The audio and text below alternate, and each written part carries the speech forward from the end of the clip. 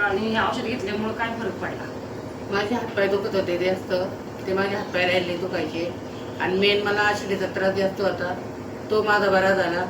माझी तब्येत खूप होती, ती तब्येत माझी कमी झाली आणि खूप शांत डोकं वाटतं आणि किती जरी काम जरी मी केलं तरी मला थकवा वगैरे काही येत नाही. हातपाय वगैरे माझे काही दुखत नाही. आता सांधे बिंदे काही दुखत नाही माझे. एकदम मला मानाला गॅप होता, ती मान पिन राहिली, कमरेचा गॅप होता, कंबर पिन राहिली माझी. आणि मला आता मग खूप म्हणजे एकदम चांगलं वाटतं की माझे अजिबात हातपाय वगैरे काही दुखतच नाही. 3 महिन्याच्या कोर्स मध्ये मला पूर्ण सगळा म्हणजे पूर्ण माझा सगळा रोग बरा झाला. थँक्यू.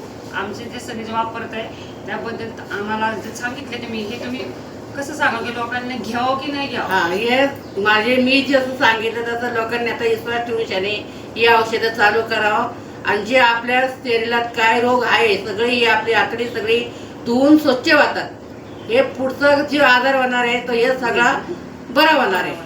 जे दवाखान्यात पैसे भरतो ते औषधं खाऊन शरीर, जे आपण दवाखान्यात जातो प्रत्येक वेळेला दवाखान्यात जातो आपण 1000-500 रुपये घालतो तर आपल्या 2 दिवसात फरक पडतो. 2 दिवसाच्या नंतर परत आपल्याला चालू होतो.